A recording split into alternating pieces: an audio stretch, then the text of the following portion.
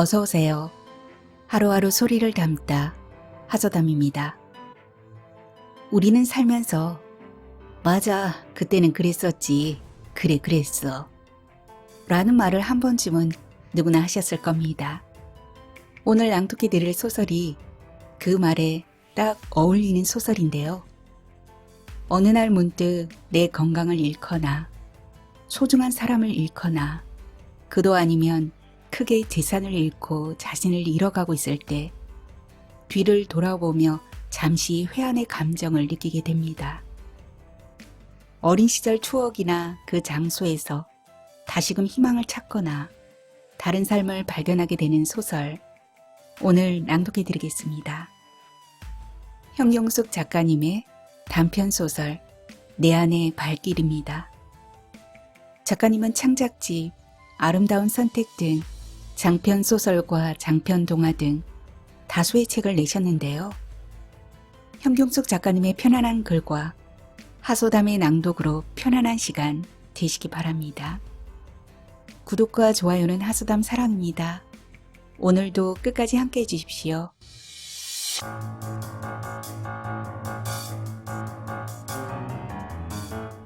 내 안의 발길, 현경숙.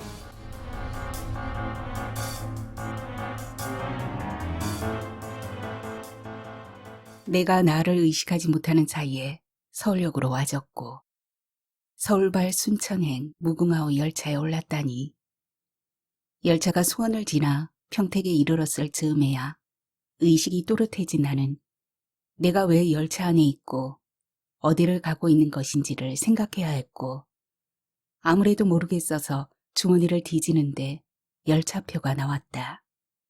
서울에서 남원. 어처구니가 없었다. 남원을 염두에 두고 산 일이 도무지 없는 듯 싶었는데 행선지가 남원이라니, 이처럼 엉뚱할 때가. 서울역으로 와서 순천행 무궁화호 열차에 오르도록 내 정신이 아니긴 했어도 언뜻 스친 환청 같은 것이 있기는 하다.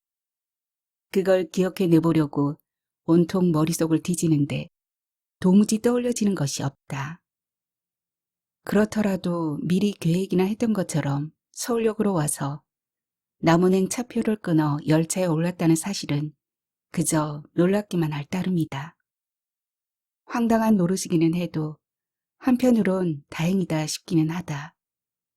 엉뚱한 곳이 아닌 내 고향으로 가는 것이니까. 남원에서 보절로 오는 버스를 타는 것에도 늘 그래왔던 것처럼 스스럼이 없다. 무의식에서 이루어진 내 행동에 납득이 되진 않지만 자아를 찾아서 란 어느 책표지가 오버랩되면서 씁쓸해 웃음이 나온다. 5월 단오절. 그날은 춘향제이기도 하다. 동네에서의 단오절 놀이가 없는 것은 아니지만 광안로에서 널뛰기, 그네 타기, 춘향아씨 뽑기 등에 비하면 규모가 작아 보잘것이 없었다. 광안로는 그 많은 사람들이 어디서 그렇게 몰려들 왔는지 발 디딜 틈이 없으리만치 인산인해를 이루었다. 장사꾼이란 장사꾼도 다 몰려들어 눈이 바쁠 지경이었다. 먹을거리, 볼거리의 전경들이 눈에 선해 나는 어린 나이에도 그 먼 남원을 어른들의 치맛자락에 매달려 따라다녔다. 남원을 가는 데는 험준한 제를 넘어야 했다. 평탄한 신장로가 없는 것은 아니지만 돌아가야 하기 때문에 멀고 시간이 많이 걸린다. 삶은 계란을 반으로 자르듯 재를 질러 넘는 일은 오르락 내리락 시소 게임을 타는 것도 같아 재미가 있으면서 거리가 가까웠다. 그건 누구나가 같은 마음이어서 신장로를 돌아서 가는 이는 거의 없었다. 이것이 내 어릴 적 자아의 한 부분이다.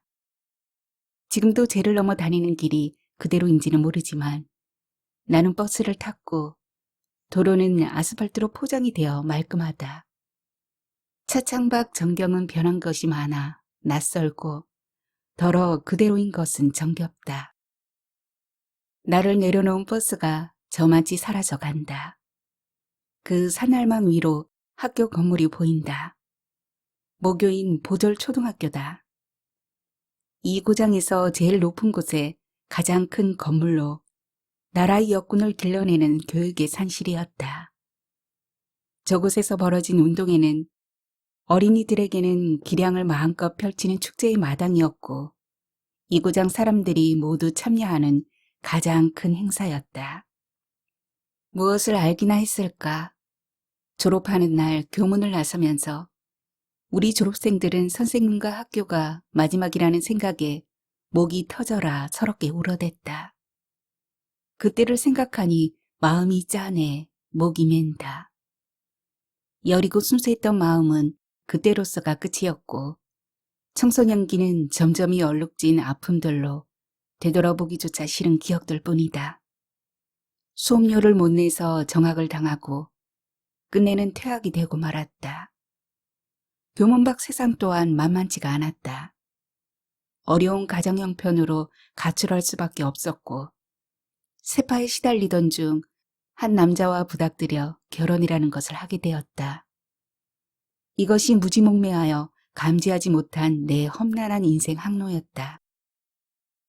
21세기를 치닫는 영악한 세대들, 추락을 모르는 현대인들에게 이 같은 내 인생 따위의 의미는 가치조차 부여하지 않을 일이고 고향으로 발길을 돌리는 부질없는 행위 따위는 더더구나 하지 않을 것이다. 요즘의 농촌 추세가 그러하듯 저 학교도 폐교가 되어버렸는가? 초라하던 마을이 2층과 3층의 산뜻한 양옥으로 변신해 있는 반면 학교는 풀투성이의 운동장에다 퇴락할 대로 퇴락해진 건물이 멀리서 보기에도 을신년스럽다. 저 풀밭 운동장에서 동심의 세교를 키워가며 뛰놀던 그때의 친구들. 지금도 어디선가 보랏빛 꿈을 펼치고들 있는가. 저 아래 개울을 중심으로 이쪽은 양지마을이고 저쪽은 음지마을이다. 음지마을과 양지마을 사이의 드넓은 평야가 한낮의 따가운 햇살 아래 가쁜 숨을 몰아쉬고 있다. 푸르릉 그 위로 쏟아져 내리는 햇살. 그 사이에서 개울물이 한가로운 휴식처럼 쫄쫄거리고 있다. 이 개울은 거슬러 올라가도 물을 가둬둘 저수지가 없다. 그 때문에 소나기가 내리면 이내 급류가 되고 폭우가 쏟아지면 뚝이 무너지고 만다. 그러다가도 비가 멎어 하루나 이틀이 지나면 언제 그랬냐 싶게 실개천이 돼버린다. 어려서는 꽤나 넓어 보이던 개울이 풀쩍 건너뛰어 뚝으로 올라선다. 푸르름이 지천으로 깔리고 품어져 나온 열기가 고비에 차 있다. 짓밟힌 잡초들에서조차 생명력이 넘쳐난다. 어린 시절의 내 존재가 바로 이런 잡초이지 않았나. 자리를 잘못 잡아 마구 짓밟히는. 그러나 우리 가족 모두는 저마다 자신의 정체성이 정립되어 있지 않아 누가 누구를 통솔하여 이끌어갈 만한 능력의 소유자가 없었다. 그 많은 세월을 살고도 도시로 나와 방황을 한 것 역시 어른들이었다. 모래와 양해와 물이 섞여 시멘트로 응고되는 화학적 원리. 그런데 우리 가족에게는 그 간단한 원리에 구심점이 없었다. 무엇이 옳고 그르며 무엇을 어찌해야 가족이 사라지고 사회성이 길러지는지를 인식하지 못한 채 그날 그날을 먹고 사는 일로만 허덕거렸을 뿐이다. 오로지 잘 살고 봐야겠다는 물질 추구. 인심은 날로 각박해져 서로가 서로를 믿지 못하는 불신의 시대가 초래된 것이다. 도시인들은 그래서 인파의 홍수 속에 외로운 섬 하나씩을 지니고 산다던가. 속내를 주고받지 못해 외로워하면서도 물질 추구라는 틀 속에 갇히면 좀처럼 벗어나려 들지 않는 것이 또한 인간의 속성인 듯 싶었다. 나 역시도 귀양 따위는 삶을 포기했거나 죽지 못해 선택하게 된 낙향이라는 인식을 강하게 지니고 있었다. 어린 시절 지루하게 오가던 개울과 공동묘지의 거리가 불과 100여 미터도 못 미쳐 보인다. 타박타박 걸어다니던 동네가 손에 잡힐 듯 곧장 가깝다. 가까워 보여도 언덕배기가 휘어져 있어 보기보다는 훨씬 거리가 멀다. 학교 저 아래 양지마을의 할아버지 집을 오가는 일이 작은 다리로는 결코 짧지 않은 거리였다. 할아버지는 소실과 그 친정 부치들을 피해 다니다가 사돈댁의 우물 속으로 숨어들었다고 한다. 사람의 키를 훌쩍 넘은 깊이였지만 안방에서 벽에 등을 기대고 앉은 아주 편안한 자세로 물속까지 따라 들어오겠냐 싶어 안심이 되었던 걸까. 소실을 들어앉힌 후 조강지처는 큰아들과 작은 아들네로 떠돌게 했다. 그런 할아버지가 소실을 피해 물속으로 잠적을 해버리다니 그 같은 아이러니가 있을까. 자식 하나 낳지 못한 소실은 찢어지게 가난한 친정부치들을 먹여 살리느라 돈이든 곡식이든 수단 방법을 가리지 않고 빼돌렸고 살림이 공공한 이웃들은 얻어먹는 맛에 무엇이라도 그 일을 도왔을 것이다. 6살 어린 나도 시키는 대로 이웃의 음식 돌리는 사역을 했었으니까. 꼬리가 길면 밟힌다고 소실의 행실을 할아버지가 알아차렸고 궁지에 몰린 소실은 적반하장으로 멀쩡한 할아버지에게 귀신이 씌었다고 몰아붙여 무당인 자신의 언니를 불러다가 굿을 버렸다는 것이니 그쯤 되자 사태의 심각성을 인식하게 된 할아버지는 신변의 위협을 느껴 숨는다는 게 고작 우물속이지 않았나. 소실의 주장처럼 정말 귀신이 씌었는가. 할아버지의 피신 방법만큼은 혀가 내둘러질 정도로 완벽했다 싶다. 자식을 낳아보지 못한 소실은 끝내 남이 되어버렸다. 허나 우리도 할아버지와는 남과 같은 존재로 살아왔다.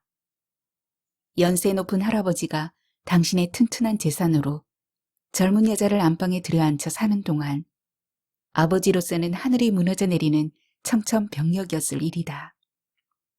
그리하여 아버지는 고향에 있고 싶지가 않았을 것이고 고향을 떠나는 데에 주저함이 없었을 것이다.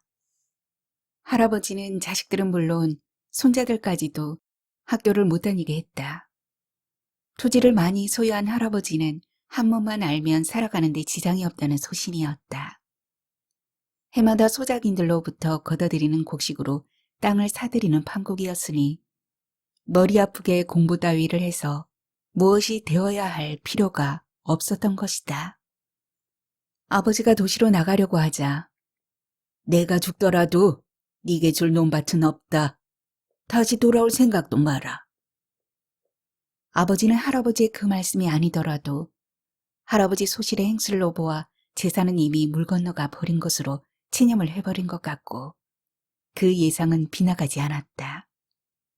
소실은 할아버지가 돌아가시기도 전에 귀신이 씌었다는 소문을 퍼뜨리고는 기와저택과 들판 어디에나 널려있는 할아버지의 토지를 팔고 일부는 자신의 앞으로 명의 이전을 해버렸다. 사태가 그 지경이 돼버렸는데도 아버지와 작은아버지는 바보들처럼 할아버지의 재산을 찾고자 하지 않았다.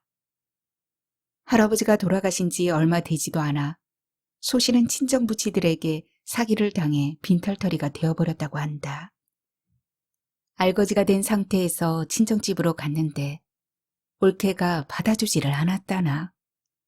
수단 방법 가리지 않고 빼돌려서 먹여 살리느라 길을 썼던 친정도 언니도 받아들여주지를 않아 떠돌이가 되었다는 것인데 한치 앞을 모르는 것이 인생이었던 것이다. 그걸 보면 인생이 공평무사하다는 말은 결코 헛소리가 아니었다. 들판 어디에도 인적이라고는 없다.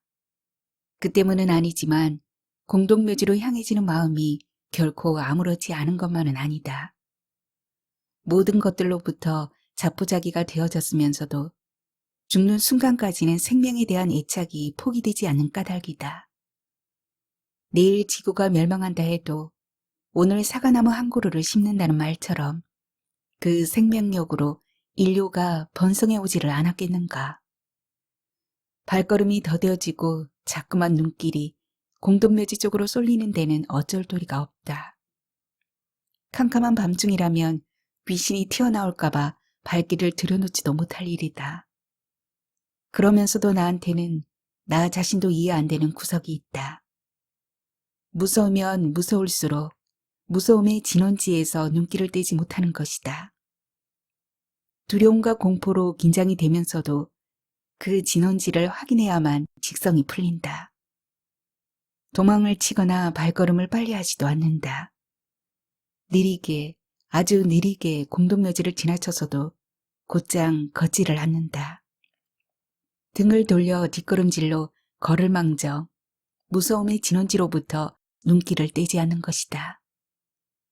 그런 나를 귀신이 두려워했나? 남들이 보았다는 귀신을 나는 한 번도 본 일이 없다. 무섬증을 일으켜 세우던 애기 봉분들이 없어지고 어른 봉분들이 그 자리를 차지하고 있다. 공동묘지는 유효기간이라는 것이 없는가?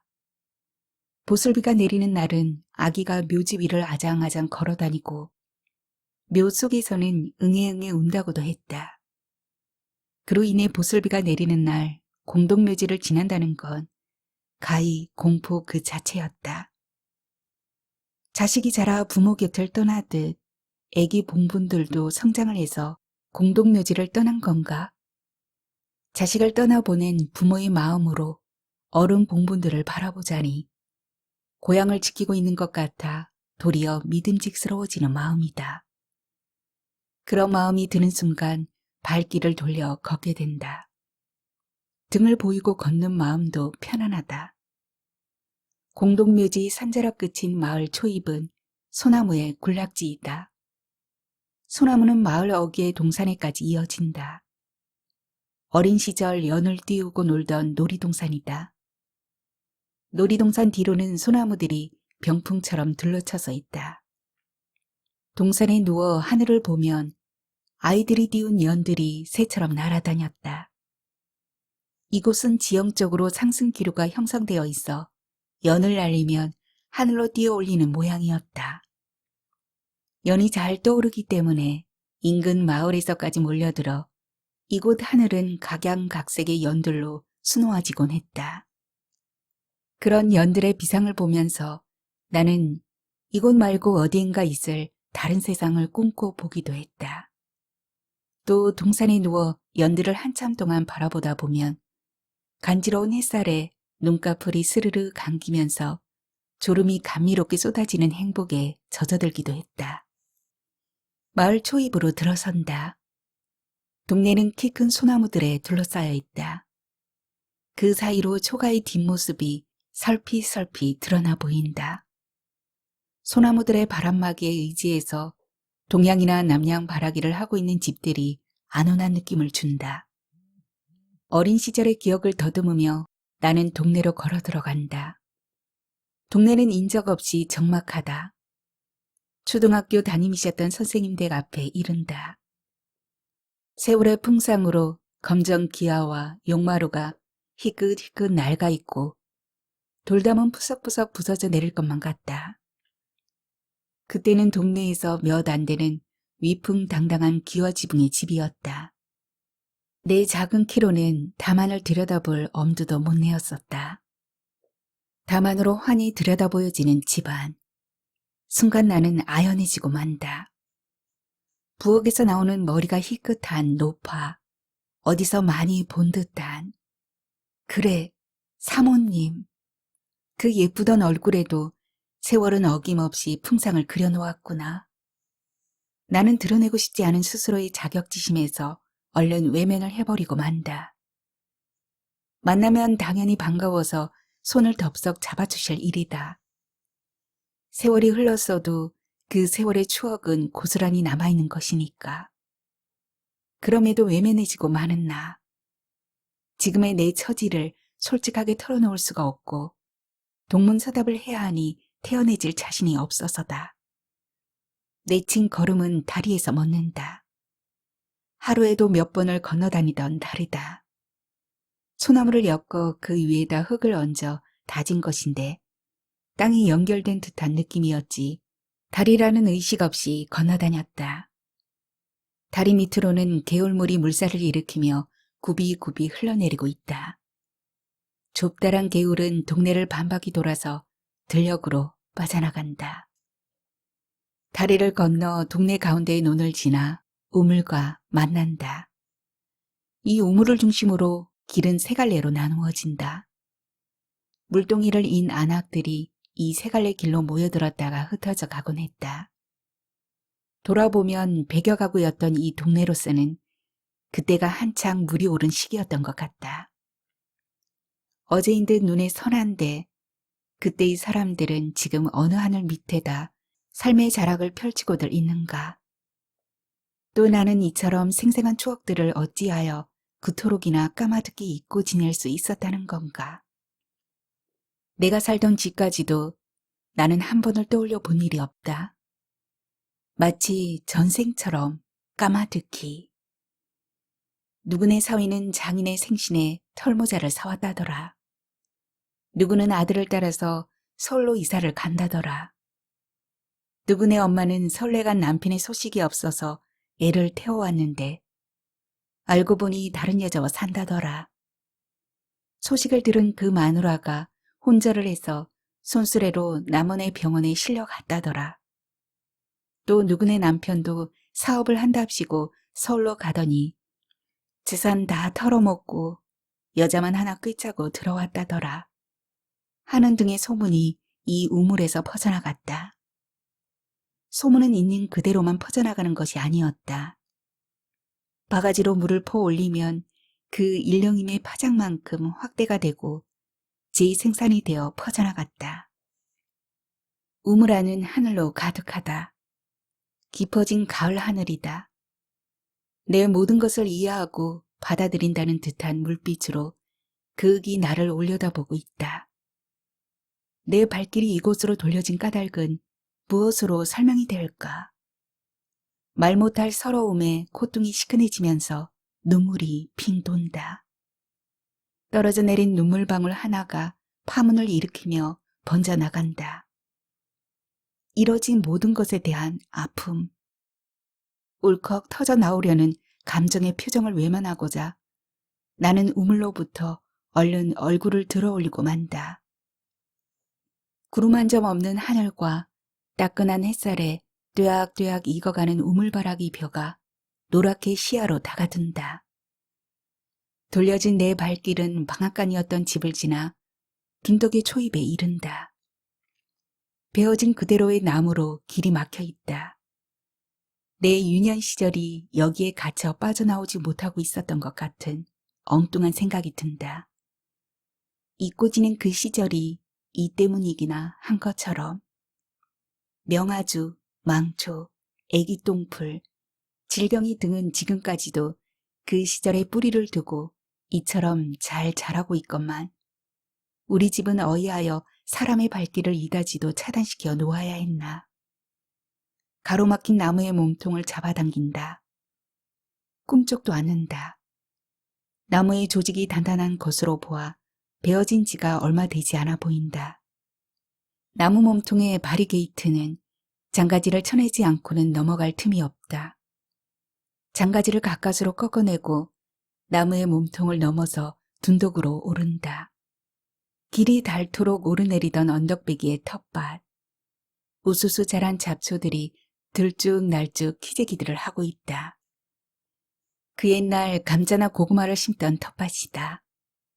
호랑이보다 무서운 게 세월이라더니 몸소리가 처지도록 생생한 이 실감, 뭉클, 목이 맨다. 밭 가장자리 산수유 나무 세 그루, 세월의 익힘처럼 빨간 알맹이들이 이파리 사이사이로 슬쩍슬쩍 모습이 드러난다.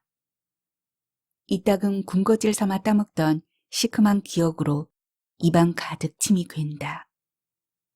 인간에게 파란만장한 세월이 식물에게는 성장의 시기였나 보다. 텃밭과 집 사이의 경계인 담, 대문이 없는 담은 그때도 이처럼 담장이 넝쿨로 뒤덮여 있었다. 울긋불긋 물이 들어가는 담장이 잎사귀가 정겹다. 마당도 온통 풀이다. 우리가 떠난 지가 언제인데 저렇듯 빈집으로 남아있다는 건가? 내가 올 것에 대한 대비로 저렇듯 비워두고 있었는가? 나는 그 옛날 다니던 어림짐작으로 풀을 헤쳐가며 들어간다. 외부의 침입에 놀란 방앗개비, 메뚜기, 날벌레들이 호들갑스레 띵뛰기를 해댄다. 인간의 발길이라는 것이 그토록이나 독살스러웠나. 황토 밑에서 웅크리고 있던 풀들의 씨앗이 사람의 발길이 끊기자 발화를 해서 자자손손 자선을 퍼뜨려 1미터나 되는 토방까지를 뒤덮고 있으니 일자 초가인 우리 집은 마당에서 토방까지가 저토록이나 높다. 나를 비롯해 동생들이 높디 높은 토방을 오르내리다 떨어지고 까지는 일이 다반사였다. 어린 우리에게 있어 토방은 암벽과도 같은 존재였다. 그런데 이젠 마당, 토방, 지붕 할 것 없이 잡초들로 빼곡하다. 무성한 풀숲에서 마루로 토방으로 마당으로 뛰어내리던 어린 시절의 동생들이 개구쟁이 모습으로 불쑥불쑥 튀어나올 것만 같은데 우리는 이곳에서 부모님과 5남매가 살았다. 그때 당시 막내 동생은 태어나지 않았었다. 거기에서 나는 맏딸이었다. 어머니는 자식을 낳아 기르고 집안일을 해나가고 농사를 짓기에 하루 해가 짧았을 것이다. 동생들은 내가 돌보아야 했고 그래서 나는 남들이 다니는 학교를 가지 못했다. 돌이켜보면 나 역시 어려서 동생들을 제대로 돌봤던 것 같지는 않지만 그런 나한테도 학교에 갈 수 있는 기회가 찾아들었다. 이 동네에서 사범대학을 다니던 학생 둘이 졸업을 했던 것이다. 동네에서는 두 학생에게 장원급제를 해서 금이 환영을 한 것만큼이나 환영들을 해주었다. 그들에게는 교사 발령이 내려졌고 그로부터 동네에는 교육의 바람이 일기 시작했다. 그때까지는 학교보다 서당에서 한문을 배우는 이가 더 많았다. 이 동네가 서당이 많아 붙여진 서당골이라는 명칭대로 그 두 사람이 보절 초등학교 교사로 부임이 되면서 동네 사람들의 사고도 바뀌어져 갔다. 한문 공부를 시키던 부모들이 자녀들을 학교로 보냈고 그때까지 무지에 있던 우리 부모도 계집애인 나를 학교에 보내게 되었다. 낯 높고 기억자도 모르는 나를 나이에 맞춰 들여보내다 보니 4학년으로의 월반이었다. 구구단 외는 소리로 낭낭하던 교실이 내가 들어가자 일순 찬물을 끼얹은 듯이 조용해졌다. 나에 대한 선생님의 소개와 사이좋게 지내라는 당부가 있었음에도 불구하고 눈치 빠른 아이들은 쉬는 시간이 되자 낯 높고 기억자도 모른다며 놀려대기 시작했다. 담임선생님은 심각했고 나는 나머지 공부에 들어갔다.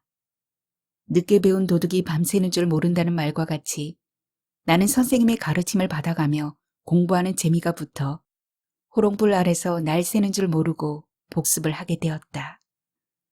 선생님과 나의 노력이 헛되지 않아 내 성적은 하루가 다르게 쑥쑥 올라갔고 6학년이 되어서는 중간을 넘어서게 되었다. 성적이 오르니까 학교 생활에서도 자신감이 생겼다. 동네에 또 다른 바람이 인 것이 그 무렵이었다. 상바람이라는 것이었는데 이를테면 돈바람이었다. 방앗간 집 작은 아들까지 면석이직을 내던지고 상장사를 하겠다며 서울로 올라갔으니 그 바람이라는 것의 위력이 얼마나 대단했는지를 단적으로 보여주는 사건이었다. 이른바 서울바람. 떠나지 못한 나머지 사람들도 들뜬 마음을 잡지 못해서 일손들을 놓고 소가리를 해대는 것 같았다.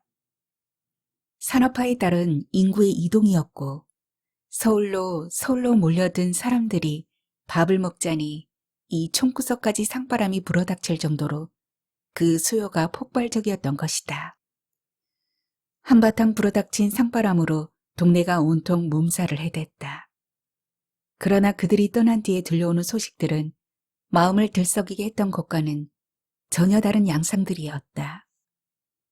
면석이직을 헌시짝처럼 내던지고 떠난 방앗간 집 작은 아들은 서울 색시와 살림을 차렸다는 것과 가족과 함께 떠난 동철이네 아버지도 바람을 피워 속을 썩이더니 그 여자와 딴살림을 차렸다는 것과 순덕이네 엄마는 또 거꾸로 남의 남자와 눈이 맞아 가출을 해버렸다는 망측스럽기까지 한 소문들이었다.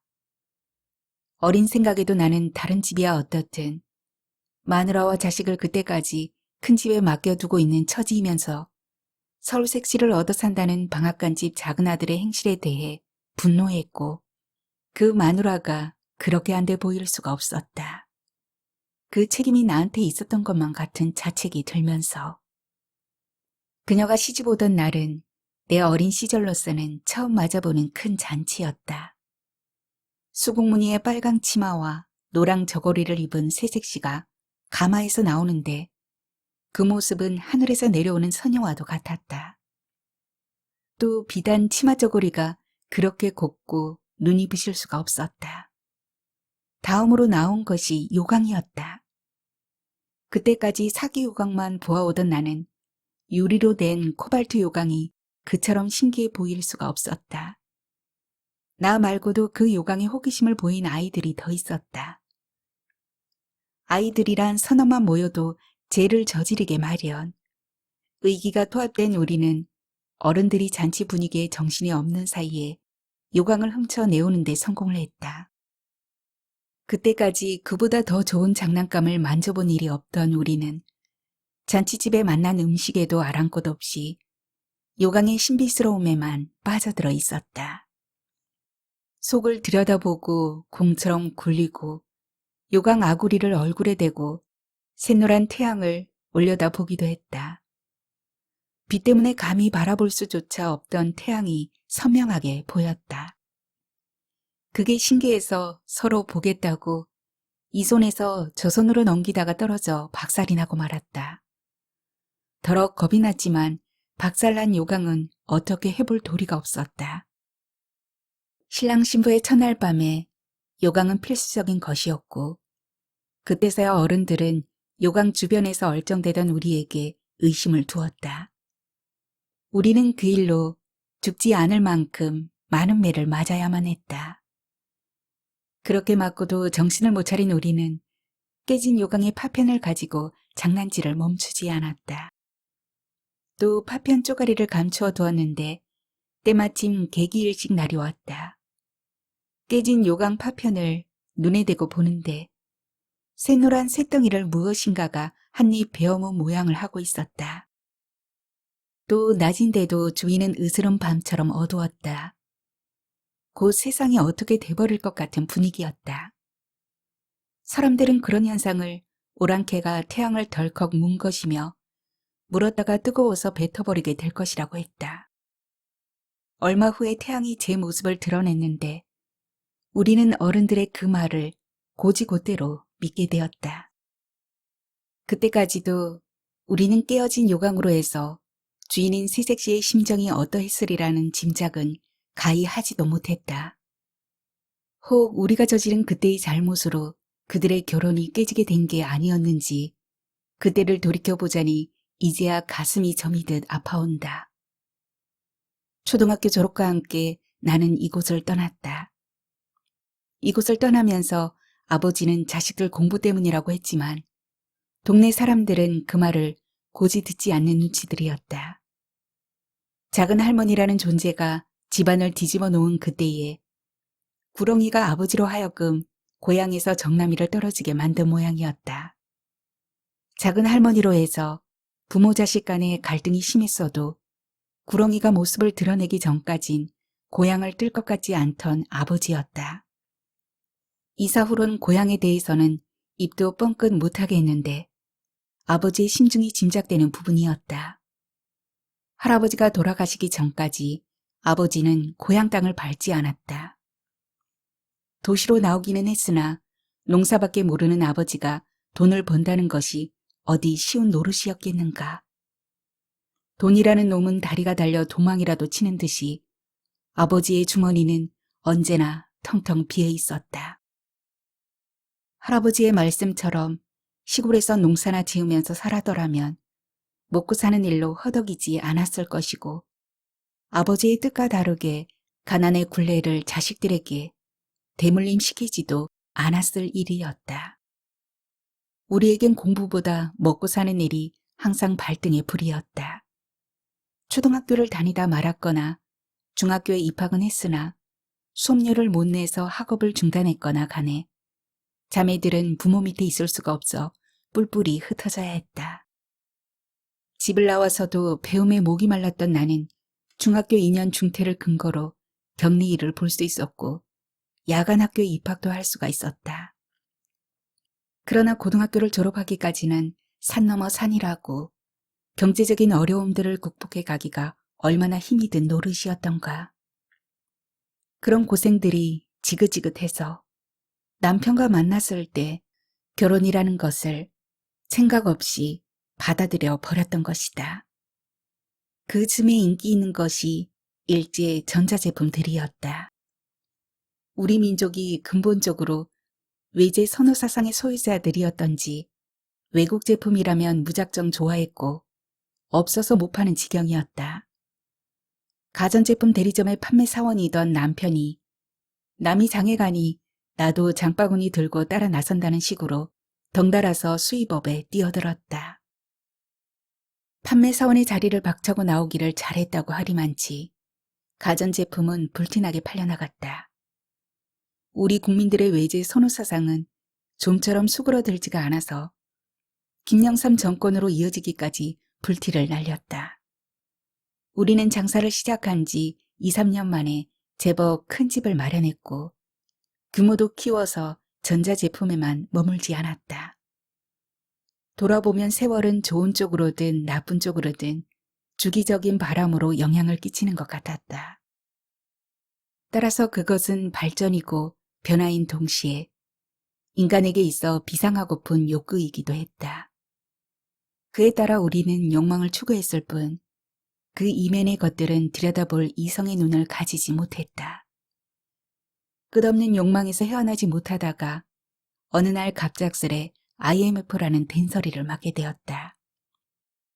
승승장구하던 우리도 IMF를 피해갈 수 없었다. 수입 때마다 서너 개가 되던 컨테이너 물량은 IMF의 구제금융을 받는다는 발표 이후 창고에서 나올 줄을 몰랐다. 창고로 들어갈 겨를 없이 항만에서 각처로 실려나가던 물건들이었다. 가전제품, 의류, 생활용품 등 고가품이 창고에서 잠을 자는 동안 그것들의 숙박비를 물어야 했고 시간이 지남에 따라 숙박비가 눈덩이처럼 커져 배보다 배꼽이 더 큰 지경이 되어버렸다. 능력에 맞게만 했다면 IMF가 왔어도 타격은 크게 입지 않았을 터였다. 헌데 남편은 매번 욕심을 부렸고 부족한 자금을 끌어대기에 바빴다. 그것이 문제였다. 집이 넘어가고 빚은 빚대로 남고 빈털터리가 되었다. 그리 되자 내 형제들을 수족처럼 부려대던 남편이 처가와 아내 쪽으로 원망의 화살을 돌리면서 주먹질을 해대기 시작했다. 종국에는 내가 혼조를 하고 구급차에 실려 병원으로 옮겨졌다. 머리가 터지고 코뼈가 박살나고 말문이 막히면서 소리도 듣지 못하게 되었다. 내 안으로부터 가슴이 철렁 떨어뜨려지는 소리도 들었다. 절망의 소리였다. 그러던 어느 날 나는 관가하고 지났던 스스로의 실체를 들여다보게 되었다. 지금까지 경험해보지 못했고 느껴보지 못한 편안하고 조용한 내면, 베이지 않던 것들도 보였다. 그제야 천지분간 못하고 설치된 건 우리 인간일 뿐이고 세상은 원래가 조용하게 자리가 잡혀져 있는 것이라는 깨달음까지. 육체가 정상일 때는 눈에 들어오거나 마음에 와 닿아도 알아차리지를 못한 그런 세상. 인간이 왜 어리석은 존재인지를 비로소 알 것만 같았다. 이게 좋다, 저게 좋다. 혼란스러운 물질 만능주의, 현란한 영상 매체, 마음을 현혹시키는 광고 포스터, 로비. 너는 못한다, 나는 잘한다의 정치 공방. 물고 늘어지기 수법으로 상대방 흠집내기, 뇌물 사기, 줄줄이 불거져 나오는 비리, 그 혐오스러운 것들로부터 귀가 닫히고 보니 비로소 세상이 맑은 물로 헹구어진 듯 깨끗해 보였다. 그동안은 아내, 엄마, 누나, 언니라는 인연의 고리에 매어 얼마나 많은 나 죽이기를 해야 했던가. 남편은 그렇게 살아온 내게 폭력을 휘둘러댔다. 화풀이의 대상이 만만한 마누라라지만 머리를 계속적으로 맞아온 나는 뇌가 어떻게 돼버린 모양이었다. 내 정신이 아닐 때가 더러더러 있는데 그럴 때의 일은 전혀 기억나지가 않았다. 그러다가 제정신이 돌아오곤 하는데 오늘 일이 그런 경우인 것 같다. 끈떨어진 연우로서의 자유를 심중에 두고 있기나 했던 것처럼 오늘 내가 이곳으로 와졌다. 말짱해진 나는 지금 끈떨어진 연애의 추락 그 자체로서 자유롭고 혼자라는 사실이 등짐을 벗어던진 것만큼이나 홀가분하다. 와야 될 곳으로 와진 내 예정된 삶의 길에 박수갈채를 보내고 싶은 심정이기도 하다. 천장을 올려다 본다. 마룻대는 부엌 바닥에 나동그라져 있고 천장은 검게 그을려 있다. 마룻대만큼 굵고 긴 누런 구렁이가 상량 위에서 느리게 기어가고 있었지. 나와 어린 동생들은 그 구렁이를 두려우면서도 호기심 어린 눈길로 올려다보았던 것이고 우연히 듣게 된 어른들의 조심스러운 얘기도 떠오른다. 우리가 떠난 며칠 뒤 이 집 부엌의 상량이 떨어져 내렸다는, 조금만 늦었어도 큰일을 당할 뻔했다는, 재수가 아주 좋았다는 그 말을 들으면서 나는 그 구렁이가 우리에게 경고를 준 것이라고 생각했다.